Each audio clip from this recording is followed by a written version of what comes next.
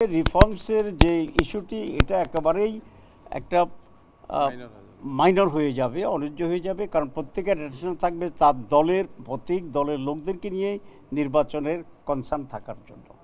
তো সুতরাং সেদিন দেখা যাবে যে গ্রামের সাধারণ ভোটাররা ধানের শীষ অথবা পাল্লায় ভোট দিয়ে ওই কাগজটা পকেটে নিয়ে বাড়ি চলে যাচ্ছে, কারণ তাকে আর একটা ভোট দেওয়ার জন্য যে চাপাচাপিটা কে করবে, কারণ আমি তো ততক্ষণ আর একটা পাল্লা ভোটের জন্য দৌড়াবো। সেই কারণে যেটা বলা হচ্ছে রিটার্ন, এখানে রিটার্ন ওইখানে ভোট কাজ কম হবে। আলাদা যদি হয় মানুষ এটা রিটার্ন করবে এবং সংস্কার চায় দেশের মানুষ, সুতরাং সেই সংস্কারের জন্য আসবে। 2 নম্বর যেটা সেটা হচ্ছে আমাদেরকে কেউ কেউ বলে যে এই নির্বাচন করতে গিয়ে যদি ঝামেলা হয়ে যায় তাহলে জাতীয় নির্বাচনের তো সেটা আবার অনিশ্চিত হয়ে যাবে। তো এই নির্বাচনে যদি ঝামেলা হয় তো এটা তো আমরা আগে একটু বুঝলাম, বরং ভালো যে নির্বাচন আপনি ঝামেলাটা সহ যদি জাতীয় নির্বাচনে যান, ওইটাতে যদি ঝামেলা হইয়া যায় তাহলে আমসালা দুইটাই চলে যাইব। এই জন্য আমরা মনে করি যে একটা সহজতর নির্বাচন যদি আমরা এখানে এক্সপেরিয়েন্স নিতে পারি, এক্সপেরিমেন্ট করতে পারি, কিভাবে পুলিশ সহযোগিতা করে, ইলেকশন কমিশন যদি বুঝতে পারে, আমরা পুলিশ সেটা আপনাদের জন্য ভালো, কোথায় ত্রুটি হবে এটা বুঝবেন। আমরা অবশ্যই গণভোট আগে চাচ্ছি, আমরা নভেম্বরে গণভোট করার জন্য আমরা বলে আসছি এটা করার জন্য।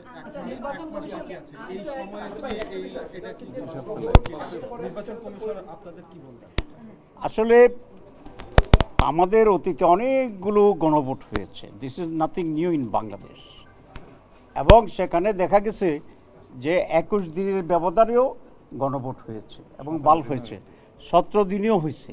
তো এখন তো আমরা 1 মাস আছে বলছেন, 1 মাস 10 দিনও দেওয়া যাবে।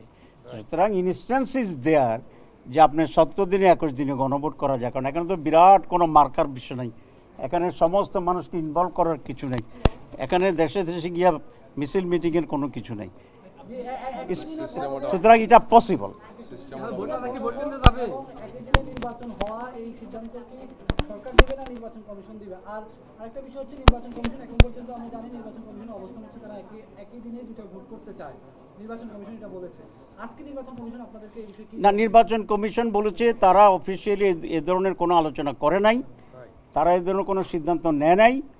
একজন নির্বাচন কমিশন বলেছিলেন, তিনি আজকে ব্যাখ্যা দিয়েছেন যে উনি বলছেন যে আমি সহজ সরলভাবে আমার ব্যক্তিগত মত দিছি, আমি যে নির্বাচন কমিশন ওই সময়ের জন্য ওইটা আমার মাথায় ছিল না।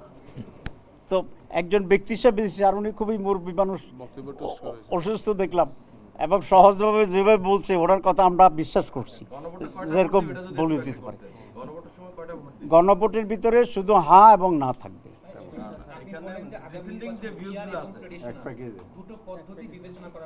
জি জি, মানে পিআর এবং ট্র্যাডিশনাল দুটো পদ্ধতি বিবেচনা করার কথা বলেছে নির্বাচন কমিশনকে। তার মানে কি আপনারা হাইব্রিড চাচ্ছেন কিনা? আসলে হাইব্রিড কোনটা?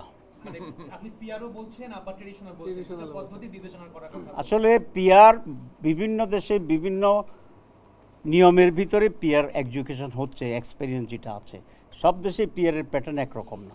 যেমন জার্মানিতে পার্লামেন্ট আছে, কনস্টিটিউশন আছে, আবার পিআর আছে। আপনি প্রত্যেকটা কেন্দ্রে একজন করে এমপি হবে প্রতি আসনে, আবার ন্যাশনালি পিআরের ভিতরে আরও অনেকগুলো এমপি হবে। যে দল আসন যা পাবে তা পাবে, আর ন্যাশনাল পিআর সিস্টেমে যেটা পাবে পার্সেন্টেজ, সেই দুইটা যোগ হয়ে যেটা হবে এটা ওই দলের এমপি হবে।